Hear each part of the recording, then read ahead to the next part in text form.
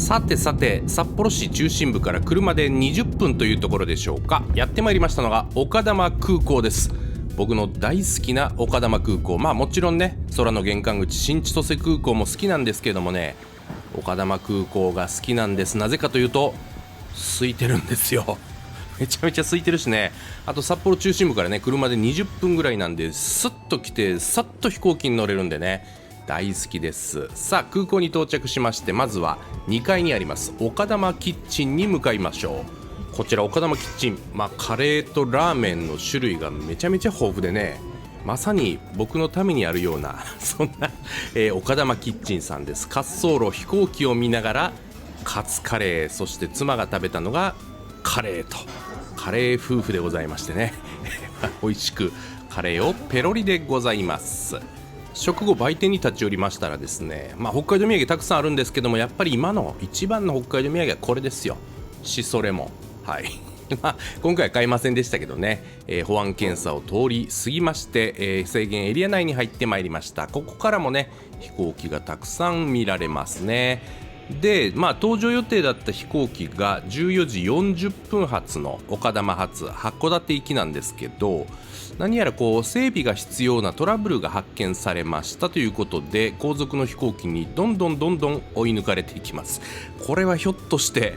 欠航もありえるぞという空気になった、予定時刻の40分後ですね、無事搭乗が開始されました。いや、これ欠航になったら今から札幌駅まで行って北斗に乗ってとかいろいろ考えてたんですけどね、なんとか飛んでくれるようです。整備士の皆さん、どうもありがとうございました。でね、大事なこと忘れてましたね。ご覧の通り、飛行機機体のね、後ろ側から乗り込んでいくという機材なんですよ。で、僕いつもの癖でね、早降りれるようにということで前の方2列目の席を取ってたんですね。で、しゃあないかと思ってね、2列目まで前に進んでいったらね初めてです。お見合いシート、1列目の人と2列目の人が向き合うシートになってるんですよ。1列目って何もないか CA さんかなと思ってたんですけどね、まさかの、いやどうもどうもみたいな感じのね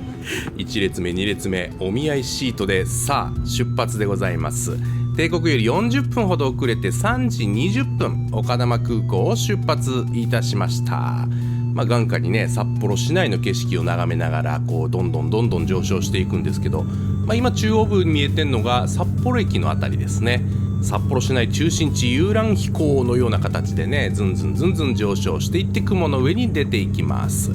で、函館までは35分ぐらいですかね。うとうとしてパッとね起きたらもう着陸でしたっ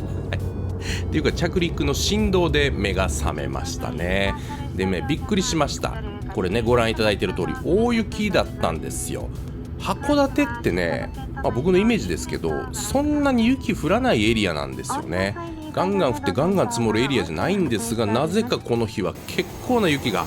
降っている、そんな函館空港に16時到着でございます。本当にね、飛行機に乗ると早いですね。北東で行くと4時間ぐらいかかりますからね、札幌駅からね30分ぐらいで着いちゃうという、さすが飛行機という感じです。やってまいりました函館サザン北海道道南でございます。札幌の自宅を出たのがね1時ちょいぐらいなんですよ。で、これ飛行機が遅延して4時ですから、遅延してなかったらね3時20分に着いてますからね、家出てから函館まで2時間ちょいで来れると、これは素晴らしいですね。飛行機万歳と。で、函館空港からですね、函館駅とか五稜郭の方面とかね、いろんな方面にバスがたくさん出てるんですけどね、今日行きます湯の川温泉エリア、ここはですね、実は函館空港からタクシーで5分10分ぐらいのところにあるんですよね。めちゃめちゃ近いんですよ。湯の川温泉のね、ホームページなんか見ると、日本で一番空港に近い温泉ですなんて書いてあるんですけども、まさにもうタクシー乗ってこの日なんか5分ぐらいで着きましたからね。だから自宅から2時間ちょいで函館空港でしょ、そっから5分ちょいで湯の川温泉なんで、もうね3時間あったら函館の湯の川温泉に自宅から行けちゃうということを改めて感じました。さあ、本日のお宿に到着いたしました。ボーロ野口函館さんで一泊ねお世話になります。大雪が降る中、外までねお出迎えに出てきてくださいまして、館内のまずカフェにご案内していただきました。こちらのねカフェでチェックインの手続きをしてくださるということです。流れる水が美しいこのカフェでお団子をいただきながらのチェックイン、ホッとしますよね。お団子美味しかった。で今回のお部屋ね12階になりますね。12階は和モダンフロアと書かれてますね。どんなお部屋なのかさあ楽しみです。で一つ上の13階には展望風呂、露天風呂なんかがあるようですね。ということで12階に到着いたしました。右側には岩盤浴の施設があるようですね。お部屋に向かいましょう。まずびっくりしたのがね、このピカピカの廊下、ピカピカのピカピカですよ。この廊下を進んでいきますと、本日お世話になるお部屋でございます。本日はですね1206、12階の6号室滝の根というお部屋にお世話になります。さあお部屋に入ってまずね印象深かったのはこの床ですよね。床がなんともこの味わいのある色ですね。そしてちょっとなんか困った顔をした鬼くんがお出迎えしてくださいます。まずこちら今ですけども、今はなんかこう古き良きというか落ち着く感じのね和室になっておりますね。奥の障子、ここからの景色はどんなもんでしょうね。12階ということで結構高いんですけれども、函館、正面に見えてるのがね函館競馬場ですね。建物の向こう側に見えてるのは競馬場が見えてます。で左側を見るとちょっと雪が降ってて見にくいですけどね、海が見えてる感じですね。結構な雪が降るそんな函館の街を望むことができます。さあでは恒例そっこら中を開けて回りたいと思います。まずこちら開き戸を開きますとナイトウェアが入ってますね。右からガウン、そしてナイトウェアがあってサムエがあって、一番左が浴衣ですね。珍しいですね。これは4種類の、部屋着というかナイトウェアが入っております。奥の方にはスリッパとか足袋もありましたね。であと羽織もあります。いろんなもん着れますね。僕はサムエしか着なかったですけどね。時と場合に合わせていろんなもの着てくださいと。さあこちらの開き戸はどうでしょう。こちらはお布団入ってましたね。失礼しましたと。で下には懐かしいなんかこう金庫がありますね。冷蔵庫の中にはお水が4本、ビールが2本ずつとお茶が2本、ご自由にどうぞというね、なんとも太っ腹なドリンク類でございましたという感じのなんとも落ち着く和室今でございました。さあ廊下を抜けてですね、突き当たり逆側のお部屋を覗いてみると、こちらがベッドルームになっておりますね。なんともこのシックなと言いますか、床がねやっぱり印象的ですよね。その床の色に合わせた家具、柱で、なんともこのちょうどいい広さなんでね、よう寝れそうですよこれは。奥にねお風呂っぽいものも見えておりますけども、後でご紹介しますね。という寝室が別であるんですね。洋間の寝室でした。さあこちら引き戸を開けますと、そこにはタオル掛けがあります。ということはこの奥が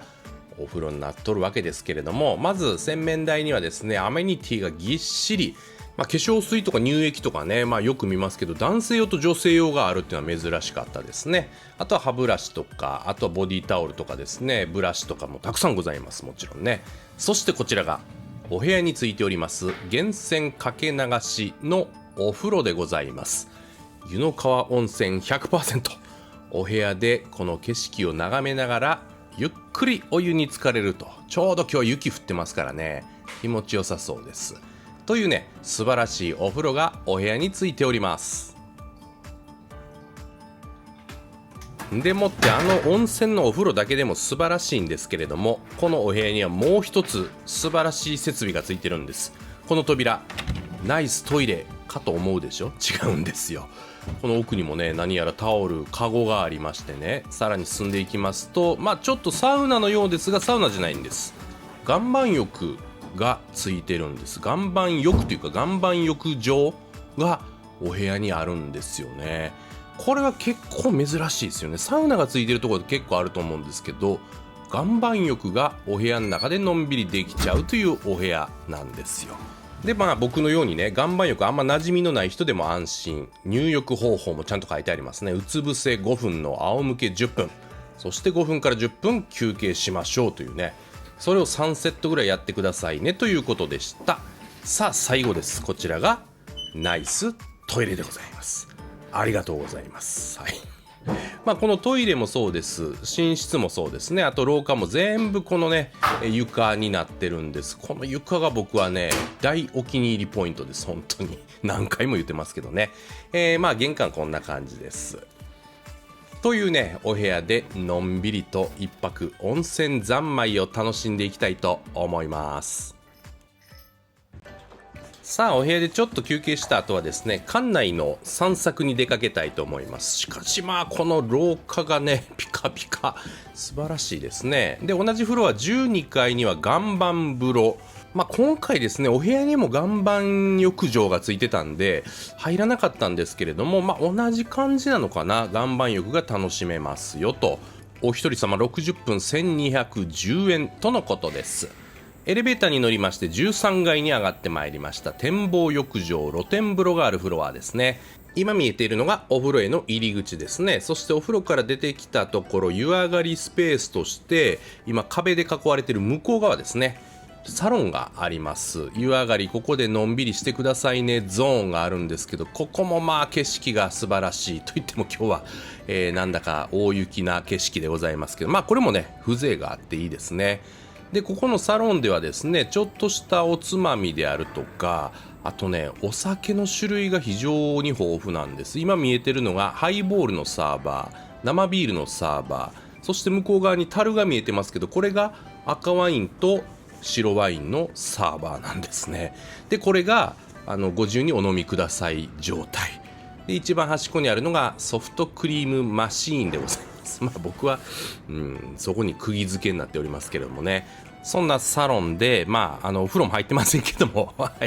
まずはソフトクリームで景気づけやということで、雪景色を眺めながらのソフトクリームをいただいて、今度はね1階に降りてまいりました。今正面に見えてるのがチェックインをさせていただきましたカフェスペースですね。この水がね非常に印象的です。で奥に進みますと長いねこのカウンターのバーがあるんですね。このソファーでねくつろげるバー、ゆっくりできそうです。でバーの向かい側ですね、水を渡ったところにはライブラリースペースがありますね。水に囲まれた小島のようなそんなライブラリースペースね。でこういうライブラリースペースって大体なんか北海道なんで北海道にまつわる本がいっぱい置いてあったりするんですけどもね、ここのライブラリースペースはいろんなジャンルの小説からなんか歴史ものから、いろんな本が置いてありましたね。のんびりとここで過ごすなんていうのも贅沢な時間ですね。奥の方には中庭も見えております。でさらに奥に行きますとビリヤードスペース、水に囲まれたビリヤードスペースがございます。特に予約はいらないのかな、空いてれば使っていいんじゃないかなと勝手に思ってますけども、ビリヤードを楽しめるスペースですから、プールバーですね。バーでお酒を飲んでビリヤードを楽しむなんてことができます。さあお次にやってきたのがショップですね。こちらのショップには北海道、函館を中心とした北海道の物産がずらりと並んでるんですが、僕が一番ね気になったのがこのアパレルさんたちなんですよ。今パーカーがあるんですけどね、背中の部分に鹿の絵が大きく描いてあるんですよ。これなんかええなと思ってね、もうほんまにねチェックアウトギリギリまで買うかどうか悩む、そんなね鹿パーカーがありましたね。その他にもありますよ。既婚者でもできる婚活、レッツ婚活でございます。あとはチェックインの時にいただいたお団子、これをですね夜までに予約すると明日受け取れますよということで迷わず予約しました。お団子美味しかったんですよ。でお部屋に戻ってまいりましてね、糖分を補給しましょう。こちら両方とも野口観光さんのオリジナルお菓子ですね。サクサクトマチと金つば、糖分を補給したらもうそろそろ行っときましょう。第1投目でございます。お部屋のお風呂にドボンと、このね湯の川温泉のお風呂、ちょっとね塩味があるんですよ。ごくごく飲んだわけじゃないですけども、やっぱ海が近いところの温泉ということでね、この潮の感じがなんとも気持ちいいお風呂。窓を開けるとですよ、外からもう大雪ですから冷たい空気がファッと入ってきてね、もういくらでも入ってられますね。ちょっと厚めの湯船と顔に当たるね0度ぐらいの冷たい空気、このコントラストを全身で楽しむ、これぞ冬の北海道の温泉という感じでございます。さあお風呂上がりまして、ちょっとのんびりした後、夕食会場に向かいましょう。2階が今回の夕食会場になっております。夕食朝食ともですね、同じこちらの個室で食事をいただけるということでやってまいりました。さあまず出てまいりましたのが食前酒ですね。オリジナルカクテルですね。なんだか忘れましたけど美味しかったですカクテル。そして前菜が出てまいりました。こちら手前にありますのがね、桜マスの味噌幽庵焼き、そして奥にありますのがね、江差町産の北前ガニ入り犠牲豆腐。犠牲豆腐っていうのは崩したお豆腐に卵とかを混ぜてですね、蒸したり焼いたりしたものになっております。ここに北前ガニが入ってるという感じですね。でその下の長いお皿、一番右側には北海道の水だこの柔らかにですね、真ん中にありますのが向川町産ホタテと湯葉のアヒージョ風、一番左が伊達産鶏肉のガランティーヌ、そしてこちらがラワンブキホワイトアスパラそら豆のおひたしとなっております。いい前菜ですよ。種類豊富で、今回もですね、春のワイン日本酒ペアリングコースというのをお願いいたしまして、まず出てまいりましたのがシャンパーニュでございます。フランスシャンパーニュ地方のアラヤブリュットマジュールというお酒が出てまいりました。で今回ちょっとね少なめコースにしときましたはい。さあ次はお椀でございます。函館真昆布仕立て隠れハマグリ椀ということで、中に入っておりますのがね、この海苔みたいのがね真昆布ですね。これで大ぶりのハマグリをくるっと巻いて、ね、中に入っているというお椀なんですが、すごい貝の出汁がすごいったらすごいです。お酒いくら飲んでも大丈夫じゃないかなぐらいのね、貝の風味が広がるお椀でございます。さあお次はお作りが出てまいりましたね。このお作り、白い器の中にはこれね、ホタテとあとネギ油、なんかねこう中華風のね味付けのホットお刺身ということでしたね。でこちらがマダイですね。もう味がついております。でお刺身に関しまして、右がなんとホッケです。真ん中がマグロ、左がニシン。ホッケのお刺身が食べられるっていうのは、ね、やっぱ北海道ですね。こちらのオリジナル燻製醤油でいただいてくださいということでした。で合わせますのがこちら、函館市の蔵元さん、上川大雪酒造さんの五両の蔵五両純米吟醸水晶濁りの生でございます。生酒でございます。では早速ホットなお刺身、ホット刺身からいただいてまいりましょう。これ僕が勝手に言ってるんじゃないんですよ。献立にねホットな刺身って書いてあってね、思わずニヤッとしてしまいましたけども、ネギの風味がね効いておりまして、ホタテ美味しい甘さが引き立ちます。当然日本酒にも合うわけです。こちらのねタイ、これはねどんな味だったかなしっかりした味でした覚えてない。でこれがホッケのお刺身です。根ボッケのお刺身なんですけども、足が早いですからね、もうホッケが水揚げされるエリアぐらいでしか食べられないですよね。しっかりとした歯ごたえの甘みのあるお魚ホッケです。さあお次のお皿がですね、函館産メバルのグリエと白貝のワイン蒸しですね。合わせますのがこちら、フランスブルゴーニュのワインですね。オリビエ・ルフレーブ・ブルゴーニュ・レ・セティーユというね白ワインでございます。非常に華やかなワインですね。この上品かつしっかりした味わいのねお魚、この泡のねソースもね泡のようでしっかり味がするんですね。何の味だったかというのはちょっとね皆さんのご想像にお任せします。とにかく美味しいです。とにかく美味しいとだけ言っておきましょう。さあ次のお皿はシー魚お肉料理です。こちらが北海道和牛の三角ロース炭火焼きと、こちらが北海道和牛ほほ肉の手作り味噌田楽焼きでございます。タケノコが乗っておりますね。で合わせますワインがフランスボルドーですね。シャトーキルバンシャルムドキルバンというねしっかりした赤ワインでございます。さあまずこちら北海道和牛の三角ロース炭火焼き、下にね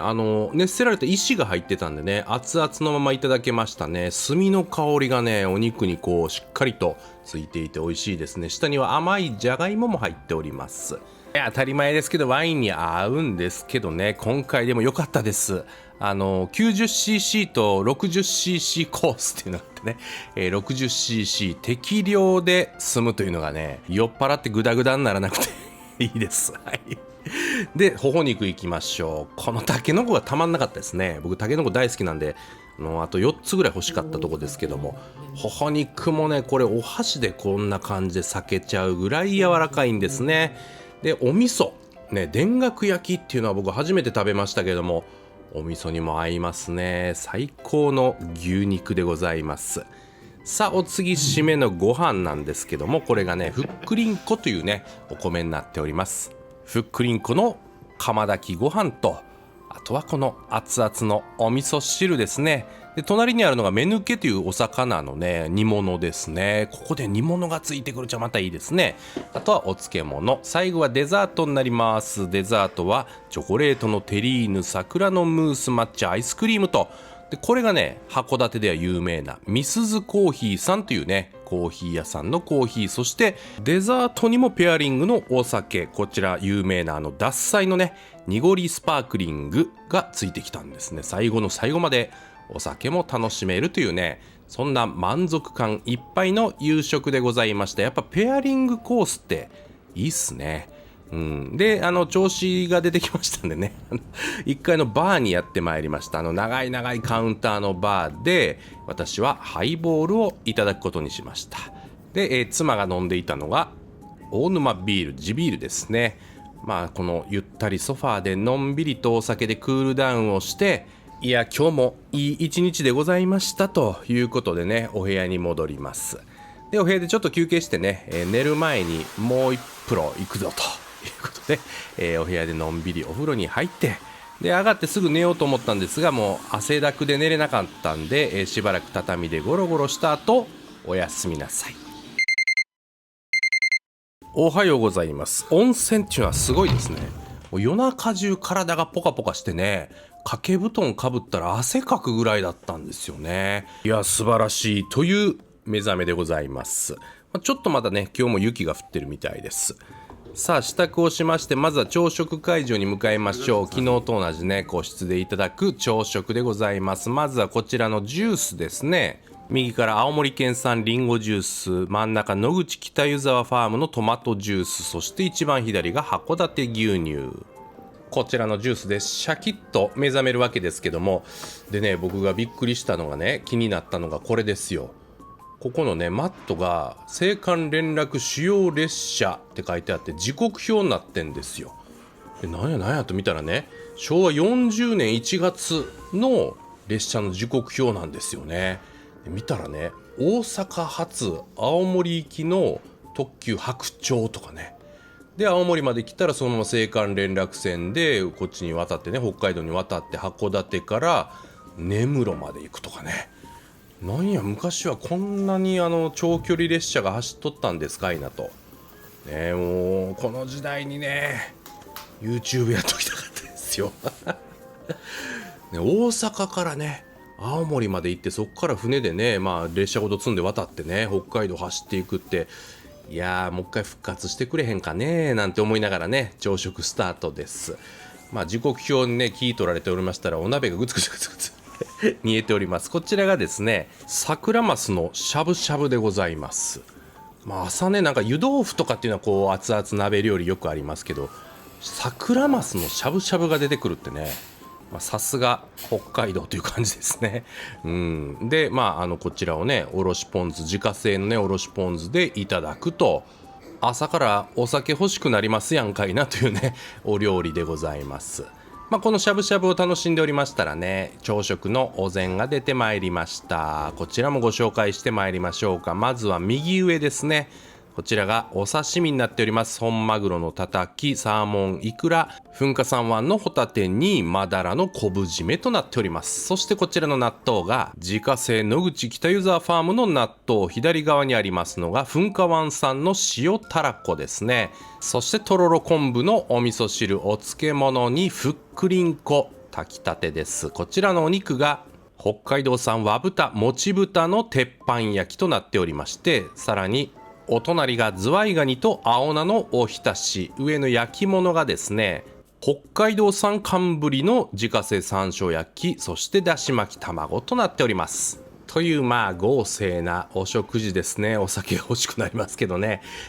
朝っぱらから豪勢にペロリでございます。さあ、そして食後にはデザートが出てまいりましたね。リンゴのタルトでしょうか。そして忘れちゃいけないのが、北海道で一番古い老舗コーヒー店、函館美鈴のオリジナルブレンドと。いや最高の朝食でした。で大満足でお部屋に戻って、もうダメ押しの一っ風呂ということでね、朝のこの雪景色を眺めながらのんびりと入るお部屋のお風呂、最高ですよ。で風呂上がったらもうってなりますんでね、畳の上でゴロゴロゴロゴロしております。もうあと1時間ぐらいでチェックアウトだねという時間でね、下の売店であれをもらってきました。昨日の夜注文しておいた函館銀月さんのお団子です。名物焼き団子。これがね、昨日チェックインの時にめちゃめちゃ美味しかったんでね、思わず3本セットを2人分注文してまいりまして、さあお団子とお茶をいただいて、落ち着いたねというところで、いよいよチェックアウトのお時間となりました。